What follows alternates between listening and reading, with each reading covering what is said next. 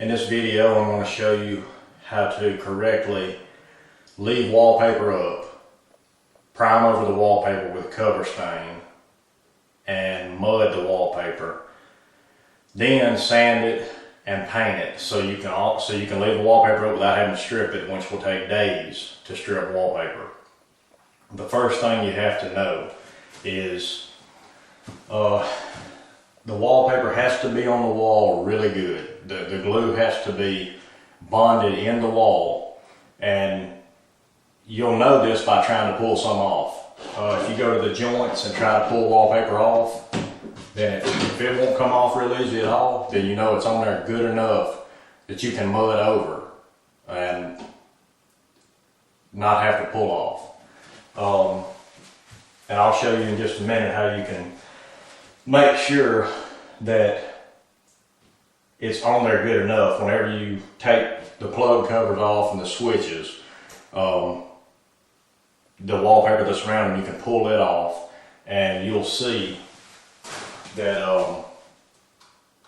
if it only pulls off a little bit and it don't pull off in a sheet, then it's on good enough. And I use a product to mud over the wallpaper, and it's Zinsser cover stain. It's oil based, and it's a stain killer is what it is. But I always use this over top of wallpaper because you never know how long the wallpaper's been there, and the glue could possibly bleed through. If you just tried, like my father come in here and mudded some of the joints. He's already mudded some of it, as you can see. But what I like to do first is prime over top of the wallpaper, the raw wallpaper. Let it dry, then that gives the mud something to stick to. And also the primer, this cover stain, will block the glue from coming back through your mud and making your paint be splotchy with stains, or anything can happen with that glue. You never know what kind of glue is behind there, how long the wallpaper's been on there. If the wallpaper was white to start with and it's yellow now, if you smoke, it turns the wallpaper yellow, and you have to put something on there to block the stain from coming through. That's why I always use this. And you clean it up. To clean the oil base up, if you get any on baseboards, on your body, on anything, you take a little rag with paint thinner, regular paint thinner, not lacquer thinner, but paint thinner, and you can wipe it off easily. You can wipe it off with wood floors or anything.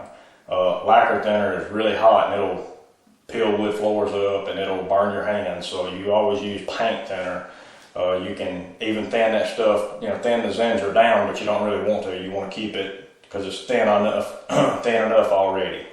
So I'll show you what I'm talking about with the plugs to make sure the wallpaper's on good enough. Alright, now here's the plug I was talking about. When you take them off, you can see the wallpaper's trying to just fold it out there where they cut it. And if you start peeling it off and it looks like that right there, it's still got the backing that the glue is holding into the sheetrock, then that's on good enough. You just peel the little bit of loose places off that you can around the plug before you prime it.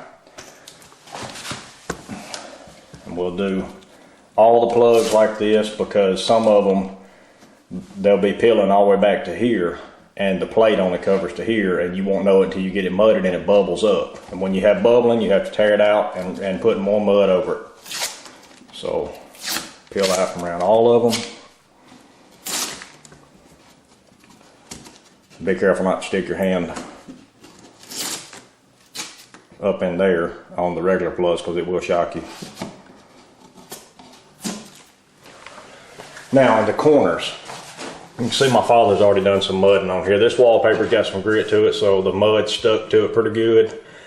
I just don't mud over wallpaper too much, and if you can see, there's a little bubble right there, and those are little bubbles I'm talking about that a lot of times when you prime and the primer sets up, it's hard enough to where it won't bubble back through. Some places might bubble where there's not enough glue on there.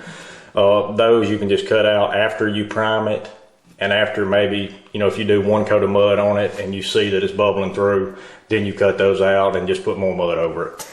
But I like to go in the corners and if there's any loose places, I take a knife and just cut down every corner. I cut all the way to the floor.